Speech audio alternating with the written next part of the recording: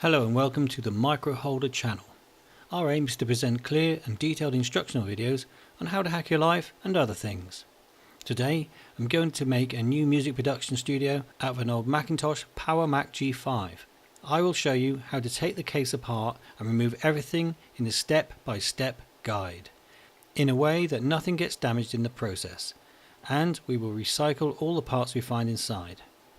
If you enjoy the video, then please hit the like button. It really helps our channel. And if you'd like to see more, then why not subscribe? I'd always wanted to put a PC in one of these cases, but they were always too expensive until now.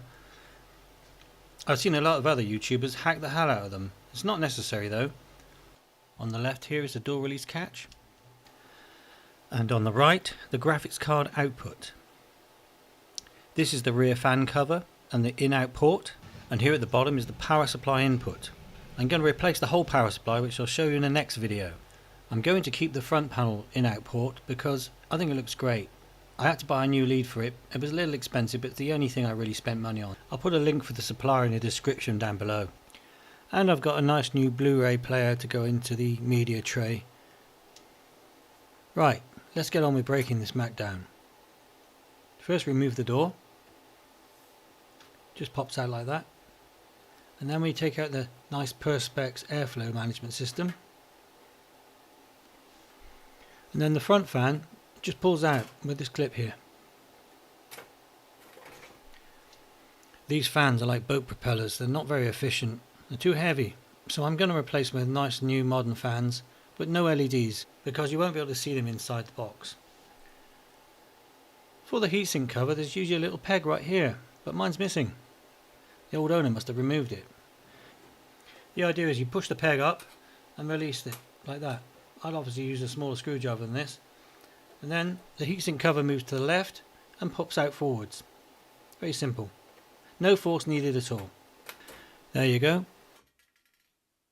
I love the industrial build quality of these machines. In fact, if Apple built tractors, I'd definitely be in the market for one. Here you can see the slots where it slides in. This duct just pulls backwards and out, and the one on the front, it unclips on the inside, just here. You push both clips in and it just pops out. You have to give it a bit of a tug though, because the cable's stuck to the motherboard. I won't be using this cable again, because I'm installing new fans front and back. Let's see if the previous owners installed some nice 8GB RAM.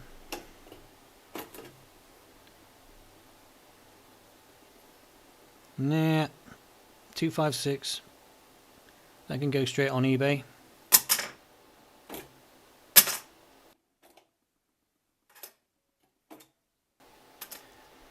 The front top fan also houses the front speaker. You have to be careful where you put your hands here, because the speaker's right there. Hold on to the very edge of this, pull it out gently, and then give it a tug to release the cable from the motherboard. I'll be replacing this fan with a nice efficient new one. Plus I'll keep the speaker in place and see if I can reuse it in some way. The CPU cooling system is probably the hardest thing to remove. The fixing screws are about 1 inch long, so it takes quite a while to get them out.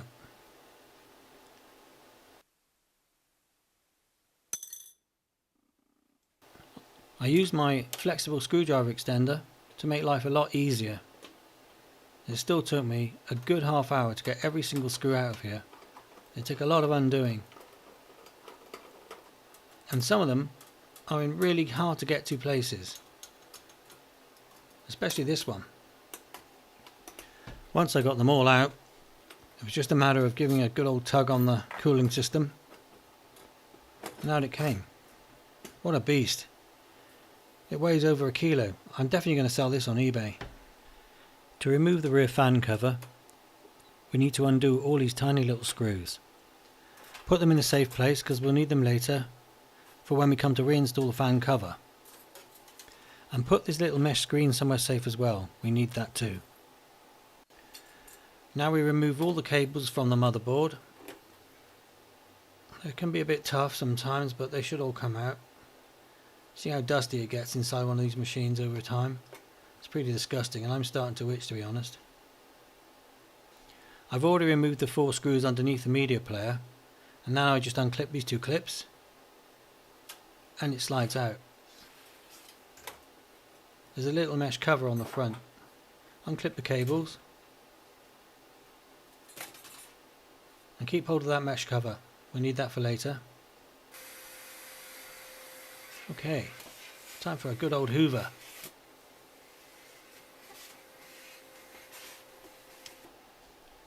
The motherboard has a ton of screws holding it down onto the body. It took me some time to remove them all. I won't bore you by having you watch me unscrew every screw, but trust me, there's loads. Once they're all out, it slides out sideways, or any way you like, because we're not going to reuse it for this project, but I will be using it for something else I've got planned.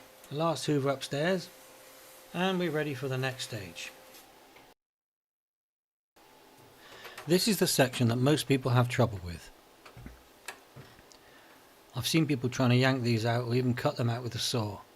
They may be screwed at the back and the drive bay screwed from underneath, but actually it's easier if you remove the whole shelf first. Start by removing every bolt that holds in the door locking mechanism. Put them somewhere safe. They're pretty unusual, these bolts. Once you've got them all off, you can focus on the next part. Removing the bolts that hold in the drive bay and the fan housing. Again, you want to keep these bolts somewhere safe. We're going to reinstall all of these parts. There's a tiny circlip holding this pin in place. You need to push it back, but don't lose it. It's the only one. Then we push down the pin to release the door catch. There's a little washer top and bottom. Don't lose these two because they're both very important as well. They fall out when you pull out the pin. These clips are easy to remove. They're held in by a spring underneath.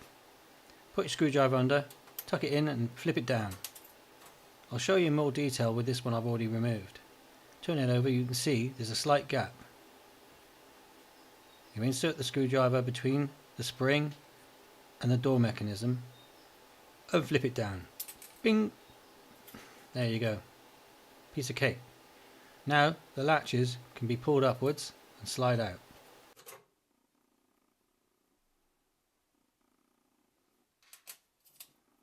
Remove the other 2 latches in exactly the same way, and then the whole plastic door locking mechanism should slide out. Another part we'll be reusing, so put all these bits somewhere safe and we'll come back to them later. These give a lot of people trouble, but you can actually just loosen them with a strong pair of pliers. Once they're all loosened, undo them by hand and remove them. Then the shelf slides to the left and pops out. The drive trays can be removed, along with the fan housing, which unscrews on each side. I'll be reusing this fan because the connector is exactly the same as on a PC, and I don't want to go to the hassle of finding a fan like this.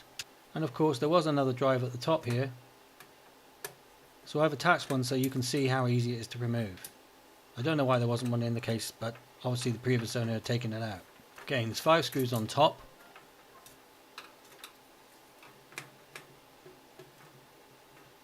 And 2 at the back, one on the left and one on the right. Once they're all loose, it just falls out. Next, we remove all the motherboard standoffs. Use a strong pair of pliers for this because they're pretty tough. You can leave the ones at the back, especially the one under the media tray, because we need that to attach the central shelf. I'm going to adapt these drive trays so they'll accept a solid state drive. I'll install Windows on one of them and it will boot up nice and fast, but they'll need a bit of a tweak first. I'm using this old drive mount so I can mark out the holes in the right places. It took me some time to work out which way round the drive should go. You want the connectors to be at the back of the drive so the cable tider can feed the cables through. Then mark it with a pencil and then drill. I've got a nice piece of wood underneath so I don't drill through my worktop. Once it's drilled, I took a scalpel and I cleaned out the holes. And then it's just a matter of checking the drive fits in place and all the holes are in the right position. And I got it right first time. What a stroke of luck. As mentioned, the connectors for the power cable and the SATA cable are at the back, but the cable tidy, the little silver plate here, wasn't wide enough to let them through.